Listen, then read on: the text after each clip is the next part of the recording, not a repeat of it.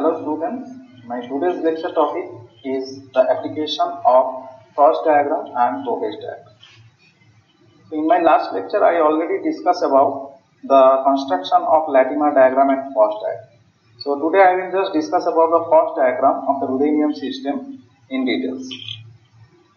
So in my last lecture I just show you how to calculate the volt equivalent of the particular species and you can construct the Frost diagram. And now today you can see that the ruthenium 3 plus is below of the line and it is the stable one, and the ruthenium 6 plus it is unstable one because it is the convex position of the particular. This is a convex line, so this is unstable one. Now I will discuss about some example of Frost diagram. So I am just taking the example of thallium and oxygen system. So this is the Latimer diagram of thallium system, thallium 3 plus having the reduction potential of the thallium 3 plus to thallium plus star 2. This is plus 1.25 volt, and thallium plus to thallium 0 elemental thallium. This is minus 0.34 volt. So this is the Frost diagram. I have constructed this Frost diagram of thallium system. This is the thallium 0, this is thallium plus, and this is thallium 3 plus. So you already get the from this data you see that the thallium plus is below the line and hence it is the most stable oxidation state. Now I am discussing about the oxygen system, Frost diagram of oxygen system. So you see that the oxygen, and this is the H2O2 and this is H2O. So again the same conclusion that if you draw a line here, it is above the line and hence it is the unstable, most unstable basis comparatively to the O2 and H2O, and it's going to disproportionation reaction towards O2 and H2O, and H2O2 is more oxidizing reagent than the oxygen. Now I am discussing about Pourbaix diagram of water stability zone. So this is actually the Pourbaix diagram. The x-axis denotes the pH and y-axis denotes the potential. Now this line actually gives you the data of H plus H2 system with varying pH, and this line gives you the data of O2H minus system with varying pH. So this is actually the Nernst equation. By applying the Nernst equation we can calculate the value of potential with different pH, and this is the relation pH plus is equal to minus 0.059 pH, and that is the equation for this line. PO2 is equal to 1.23 volt minus 0.059 volt pH. So this is actually by equating that two equation you check that the difference is 1.23 volt. This is actually nothing but that 1.23 volt, and you maintain all the during that curve you just see that the 1.23 volt is maintained. It is actually going parallel. So this is actually the O2 production zone, and this is the H2 production zone, and this is the water stability zone. Now I am discussing about the nickel system, that is the construction of Pourbaix diagram of nickel system. So I am just giving a snap copy. So from Nernst equation what you can get, that is you can get the only thermodynamic term. So because by the Nernst equation you cannot get the rate of the process of any chemical reaction, you cannot get the rate of the process, you cannot get with different temperatures what will be the fate of the reaction, and any amalgam system you cannot give you the conclusion that which one is going to corrode or which one is going to deposit. So from this is a limitation. We are only having thermodynamic data, not a kinetic data. Now I am discussing about the nickel system. When I am going to discuss about nickel system in water, in aqueous nickel system, so there are several type of reaction it is possible. There are possible several type of reaction. So the species will be nickel, nickel 2 plus, nickel hydroxide, H2O, H plus, dissolved oxygen. So I am just giving you the equation here. You just see that the first equation is nickel 2 plus taking electron, that is Ni. The second equation nickel plus H2O, NiO plus, nickel oxide plus 2H plus 2 electron. The third equation is nickel 2 plus H2O, NiOH2 plus 2H plus 2 electron. The fourth equation is nickel oxide plus H2O, nickel hydroxide. The fifth equation is H plus electron half H2.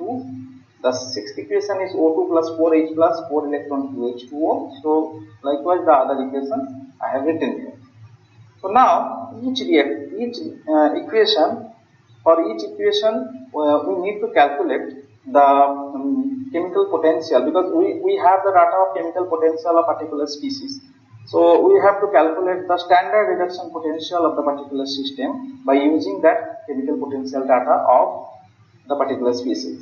Here is the consideration is for pure system. You know that the standard chemical potential is 0. So we will calculate later in my previous next slide. I will calculate how and show you how to calculate this data. So mu 0 nickel, mu H2O and mu O2, these are considered to be 0, and these are the other value, and I will show you the other value when it is needed. Now when constructing a Pourbaix diagram, you need to know that this is actually the pH, and this is actually the electrode potential, that is hole potential. So now any reaction, suppose this one, it is actually the potential dependent, and it is potential as well as pH dependent. This is neither potential nor pH. So you find that any of the material means all the equations is either pH dependent or potential dependent or both or neither. So Pourbaix diagram will give you the idea about the stability of the metal system and also the dependency of that particular equation on pH or potential. Now I will calculate the calculation. I will calculate the E0 value. So this is actually the Nernst equation. You see here, this is actually the Nernst equation by using simple nickel 2 plus system. E is equal to E0 plus RT by 2A, because it is a 2 electrode process. So RT by 2A ln nickel 2 plus by nickel plus elemental nickel. So this is R is equal to 8.314 joule per mole, and T is equal to 298 Kelvin, F is equal to 96.500 Coulomb. So you get the E0 plus 0.059 log nickel 2 plus. So then we have to calculate the delta G0 value by putting the data of the mu 0 nickel and mu 0 2 plus, and you will get that one is 46 kJ per mole. So you get the delta G0 value, and you know the equation is delta G0 is equal to minus NFE0. So you can easily calculate the E0 value, and this one is minus 0.24 volt. So I am just constructing this data here. Nickel is here and nickel 2 plus is here, and this is minus 0.24 volt. And why I choose nickel below the line and nickel 2 plus above the line? Because when the concentration of nickel 2 plus is decreasing, the overall potential value is also decreasing. That means the decreasing of Ni2 plus, that means Ni means pure nickel is not going to dissolve into nickel 2 plus. What does it mean? That means the below the potential, when the potential drops, so below the potential, that means this is the Ni2 plus predominates, and above high degree of potential, when potential rises, that is the dissolution of nickel takes place. So I write here the nickel 2 plus above the line and nickel below the line. So I am showing you the second type of reaction, that is nickel hydroxide plus 2H plus 2 electron, that is nickel plus 2H2O. So again I am just with the help of Nernst equation, I am giving you the equation here, and by calculation of that particular Nernst, by solving that Nernst equation, you can get that E is equal to E0 minus 0.059 pH. So this is actually the Y is equal to mx plus c, where slope is negative. So because this is here this is minus value. So this is actually the pH.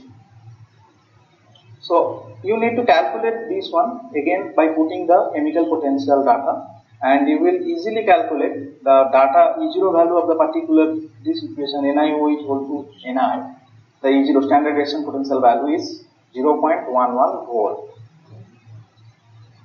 So you will get this data here. The first data already I have calculated in my previous slide. This is nickel to nickel 2 plus system. Another one is nickel to nickel hydroxide system. You just get this data. But extrapolating that data, you will get the 0.11 value. 0.11 volt. This is a constant value, and you are getting that value from this equation. Delta G0 is equal to minus NF E0. But you will get there is a distinct barrier here, and a particular certain pH you will get and particular potential, certain pH and particular potential you will get the only phase of nickel hydroxide or nickel depending on the pH and potential. This is the variant here. Okay. Now I am just discussing about the nickel 2 plus and 2H2O, nickel 2 plus 2H2O, nickel hydroxide plus 2H. So here you can see that there is another relation, that is delta G0 is equal to minus RT ln K. So you can calculate the ln K value at 25 degrees centigrade, and you can also calculate the delta G0 value by putting the data of nickel hydroxide and H plus nickel and H2O, nickel 2 plus and H2O. So you can easily calculate the value of log K, and the final equation will be the pH equal to 6 minus 0.5 log nickel 2 plus. This is actually the final equation. Now you get here the equation, that is E is equal to E0 minus 0.059 pH. Now you put the pH value 6 here, and surprisingly you will get minus 2.4 minus 0.24 volt.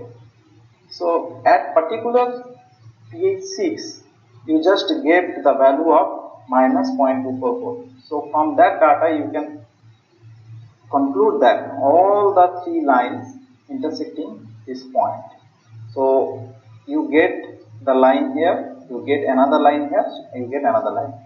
So from this diagram I can conclude that this portion is immune zone, because the nickel is not going to corrode or dissolve to the nickel 2 plus or nickel hydroxide.